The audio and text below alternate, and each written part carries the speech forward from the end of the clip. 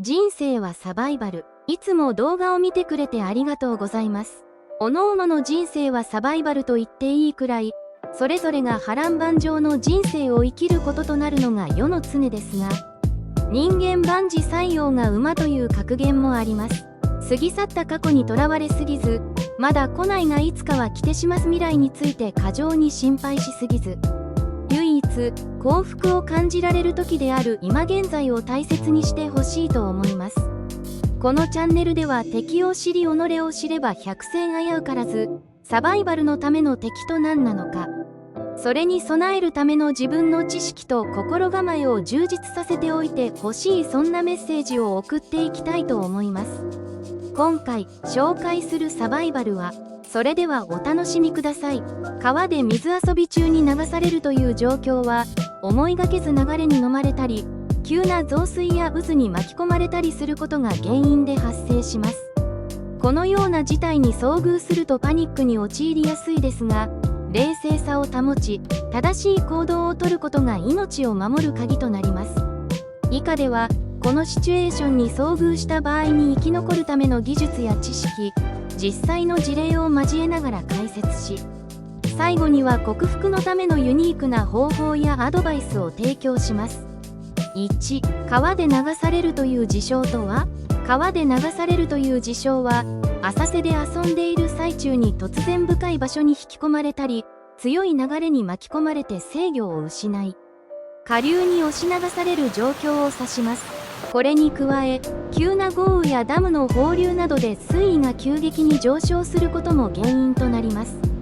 このような状況では、冷静さを保つことが最も重要で、過度に抵抗するのではなく、流れに身を任せて体力を温存しながら機会を伺う必要があります。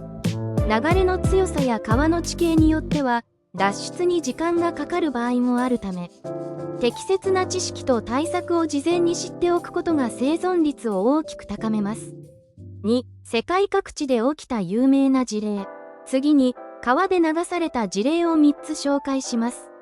それぞれ異なる地域で起こった事例を通じて、どのようにして人々がこの危険な状況に立ち向かい、生き延びたかを解説します。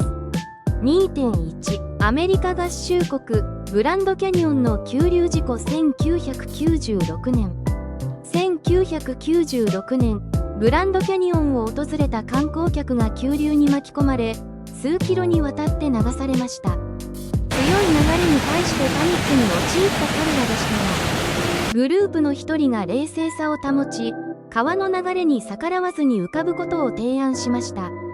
最終的に体力を温存しながら流れに身を任せた彼らは、下流の安全な場所で岸にたどり着き、救助を待つことができました。2.2 ニュージーランドウェリントンの川遊び中の事故。2005年ニュージーランドのウェリントンにある HUTT 川で友人と水遊びをしていた若者たちが、予想外の増水により流されました。彼らは川の流れに逆らおうとしましたが、体力を消耗するばかりで効果がありませんでした。最終的に流れの緩やかな場所に差し掛かるまで待つことで命を取り留めることができました。2.3 日本阿武隈川での流され事故。2012年日本の福島県阿武隈川で子供が水遊び中に急流に飲み込まれました。地元の漁師が迅速に対応し、網を使って子供を救助しました。救助された子供はパニック状態でしたが、すぐに体を温めてケアしたことで一命を取り留めました。3、生き延びた人々のエピソード。次に、川で流されながらも生き延びた人々のエピソードを7つ紹介します。遭難期間が短いものから順に紹介し、性別や年齢、どこでどのような状況だったのか、そしてどのようにして生き抜いたのかを詳しく解説します。3.1 トム・ハリス男性8歳観光地で水遊び中30分。トムは家族での川遊び中に突然流されました。彼はパニックに陥りながらも、父親に教わった背中を水面に向けて浮かぶ方法を思い出し、そのまま流れに乗りました。彼は最終的に浅瀬にたどり着き、無事に救助されました。3.2 リサ・マック女性34歳ハイキング中1時間。リサは友人とハイキング中に川の流れに引き込まれ1時間ほど流されました。流れに逆らうことなく岩場に引っかかり体を固定して救助を待ちました。3.3 ジョン・スミス男性20歳キャンプ中3時間。キャンプ中に急流に流されたジョンは木の枝や岩にぶつかりながらも冷静さを持ちました。彼は流れが緩やかになるのを待ち、周囲の浮遊物を利用して岸にたどり着きました。3.4 エミリー・グリーン女性28歳レクリエーション中4時間。レクリエーション中に増水した川で流されたエミリーは浮かびながら体力を温存しました。途中で大きな岩にぶつかり救助隊に発見されるまで耐え抜きました。3.5 マイケル・トンプソン男性15歳夏休み中5時間。マイケルは友達と川で遊んでいる最中に流されましたが、浮くことを心がけ流れに身を任せることで救助されるまでの時間を生き延びました。3.6 ジュディ・ウィリアムズ女性40歳家族旅行中7時間。ジュディは家族旅行中子供を助けようとして流されました。彼女は疲労と戦いながら流木につかまり救助隊が到着するまで待ち続けました。3.7 チャールズ・ヘンダーソン男性50歳川遊び中8時間。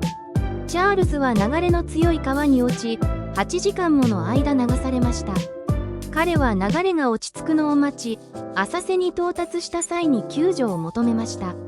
4この事象を克服するための技術と方法。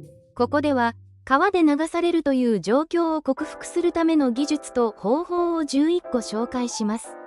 これまで紹介した事例を参考にどのようにして生き延びることができたか具体的なポイントを解説します。4.1 パニックにならない。最も重要なのはパニックを避けることです。恐怖心に押しつぶされると適切な判断ができなくなり、さらに危険な行動に出てしまいます。4.2 水面に浮く。川の流れに逆らわずに背中を水面に向けて浮くことで体力を温存しながら流れに乗ります。これにより溺れるリスクを軽減できます。4.3 流れに逆らわない。川の強い流れに逆らうと体力を消耗するだけです。流れが緩やかになる場所を待つか岸に近づくタイミングを見計らいます。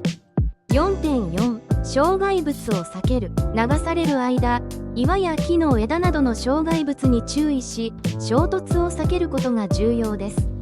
場合によっては障害物を利用して流れを止めることも考えましょう。4.5 川岸を目指す。流れが弱まる場所を見つけたら川岸に向かって少しずつ移動することが大切です。川の曲がり角や浅瀬がそのチャンスになります。4.6 浮くものを利用する。周囲に浮いているものがあればそれを利用して体を支えましょう。これにより体力を温存し流れの中での安全を確保できます。4.7 救助を待つ。流れの弱い場所にたどり着いたら救助を待つのが最善です。自分で無理に行動しようとせず安全な場所に止まることが重要です。4.8 体温の維持。水中では体温が奪われやすいためできるだけ体温を保つことが大切です。特に長時間の漂流では低体温症のリスクが高まります。4.9 体力を温存する。無駄な動きを避け体力を温存することが重要です。救助されるまでの時間を考慮して余分なエネルギーを消費しないようにしましょう。4.10 自分の位置を知らせる。可能であれば周囲に自分の位置を知らせるための手段を考えます。大声で助けを求めたり目立つものを使って合図を送ったりします。4.11 流れに身を任せつつも常に周囲を観察する。自分がどの方向に流れているかを確認し救助のタイミングや行動のきっかけを見逃さないようにしましょう。5ユニークなサバイバル方法の提案。次に川で流された場合のユニークなサバイバル方法を3つ提案します。5.1 川の流れを利用して一時的な安全な島に到達する。川の流れを利用して途中の小島や浅瀬に一時的に避難する方法です。島にたどり着くことで救助が来るまでの安全を確保します。5.2 即席の救命具を作る。衣類や靴を使って即席の浮き具を作り、体を水面に浮かせて体力を節約する方法です。5.3 川の生物を利用した合図。もし可能であれば川に住む生物を利用して合図を送ります。魚群や鳥の動きなどを利用して自分の位置をアピールします。6励ましと具体的なアドバイス。最後に、もしこのような状況に遭遇した場合の励ましとして以下の言葉を送ります。どんなに厳しい状況でも冷静さと知識があれば必ず乗り越えられます。恐れずに今できることを一つずつ実行してください。自分を信じ、救助が来るまで忍耐強く行動を続けましょう。あなたは強い、そしてこの試練を乗り越える力を持っています。いかがでしたか？最後までご視聴ありがとうございました。お話が気に入っていただけた人はチャンネル登録と高評価を忘れずにお願いいたします。また、次に紹介してほしいサバイバルの知識や、こんなサバイバルの情報も欲しいといったアドバイスをコメント欄に書き込んでいただければ、さらにサバイバル学をお届けしていきたいと思います。